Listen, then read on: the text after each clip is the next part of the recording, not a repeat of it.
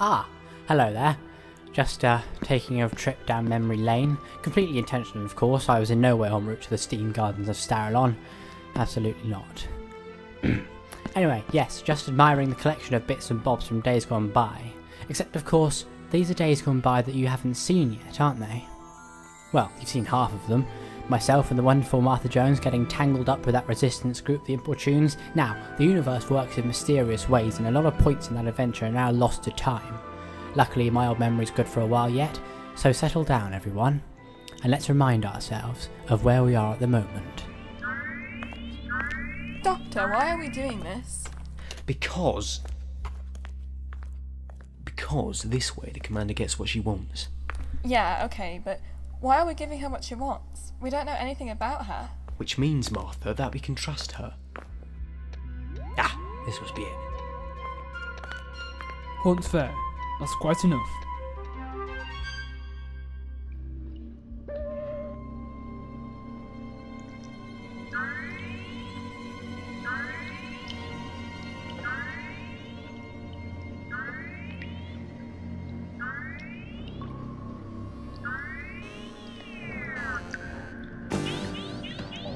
Commander, problem?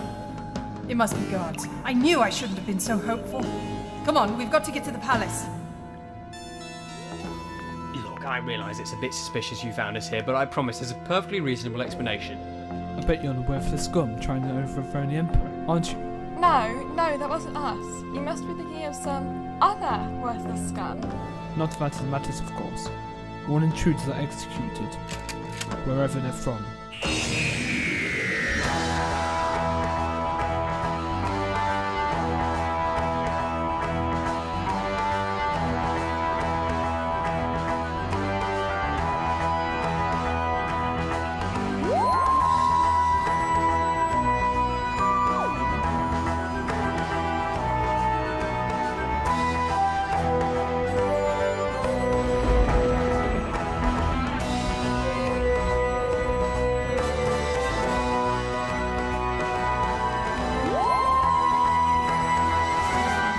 Martha and I had nowhere we could go. Totally cornered by palace guards, it seemed like there was no way out. Luckily, the commander and her band of merry men weren't far away. There was a fight, which it's safe to say the palace guards lost, and we ran back towards the Importunes' base. Unfortunately, we'd left the bellum in the corridor, and it had rolled out into an open air vent. In the palace, plans were unfolding. The Emperor's right-hand man told him that the numbers of the Importunes are increasing, believing myself and Martha to be members. The Emperor told him that this meant the android should be prepared for activation. Whatever the android was, we were yet to see. But we'd soon find out. With us all back in the Importunes' base, the commander told Martha and I that we were free to go now that she believed we weren't part of the plot against her. She also told us that she was going to go back to the palace to rearm the bellum that was stuck inside. However, she assured us that this would be a very simple thing to do and that we shouldn't worry about it, so off we went, Martha and me, back to the TARDIS. On the way, Martha told me that despite the commander's confidence, she was still uneasy, something was still wrong. So I said we'd pop forwards in time by a few years and check it out. In we got then to that big blue box, ready to fly away. Or so we thought, because the Importunes were about to meet the android. Rimac, the commander's assistant and closest friend, came to the base control room and asked the commander why myself and Martha were leaving. After the commander told him that we were free but the fight wasn't over, Rimac lifted his hand and it changed into a laser cannon. Rimac was the android. Narrowly escaping being shot by the robot she'd assumed was her friend for all these years, the commander bolted to the TARDIS, just as we were about to take off.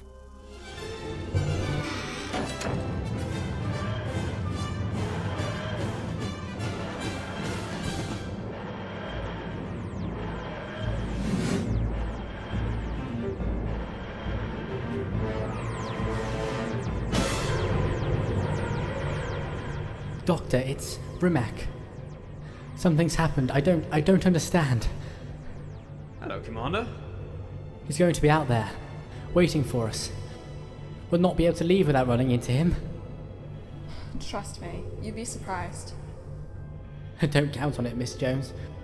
There's nothing you two could do to surprise me now.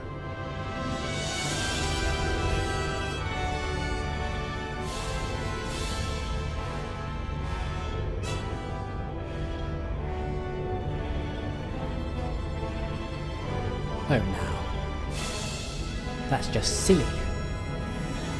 It's called the TARDIS. That's time and relative dimension in space. It's extraordinary. Time and space, so it moves. Oh yes, it moves.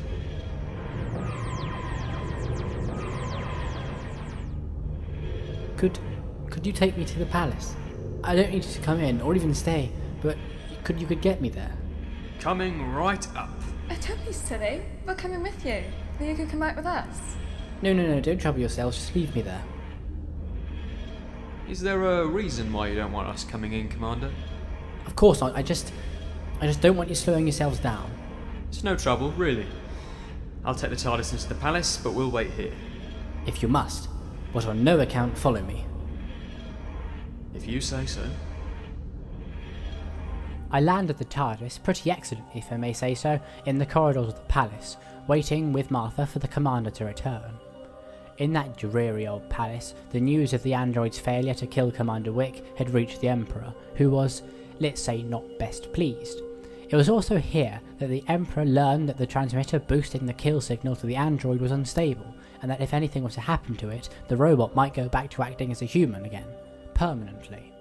Although the Emperor, like all cocky dictators, was sure that there was nothing the Importunes could do to disrupt the signal, let alone anything else. The Commander meanwhile had just activated the bellum, which had started counting down to detonation from 190. On her way to leave and return to us in the TARDIS though, she was stopped by some guards. What's taking her so long? No, Doctor, wait! She seemed pretty sure that we shouldn't go with her. Maybe just this once we shouldn't interfere.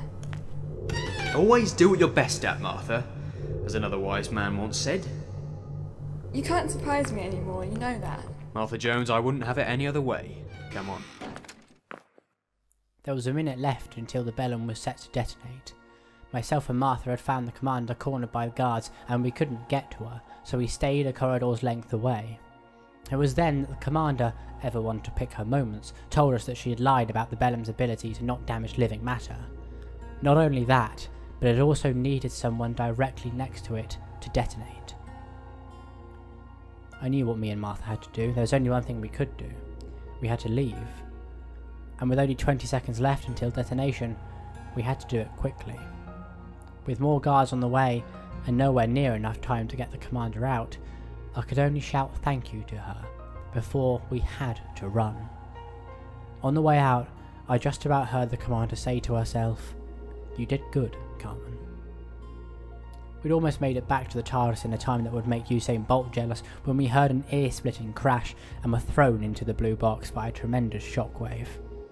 The TARDIS dematerialised automatically, sensing the danger, and we disappeared into the vortex.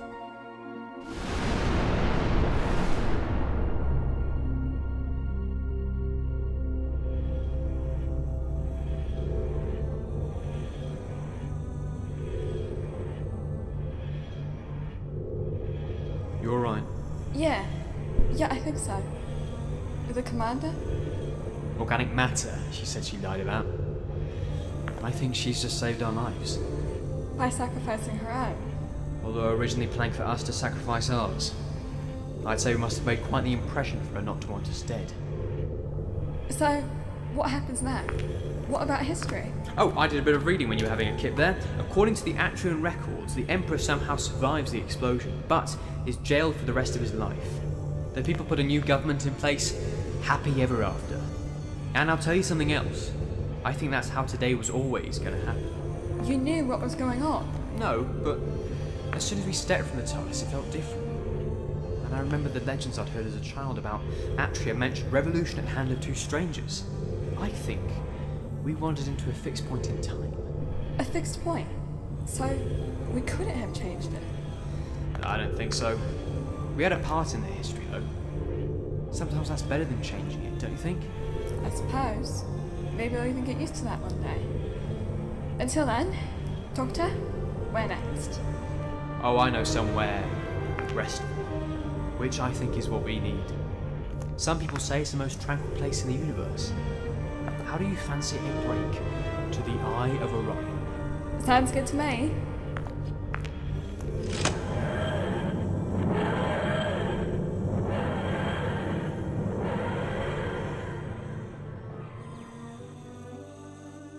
And off we went to the Eye of Orion.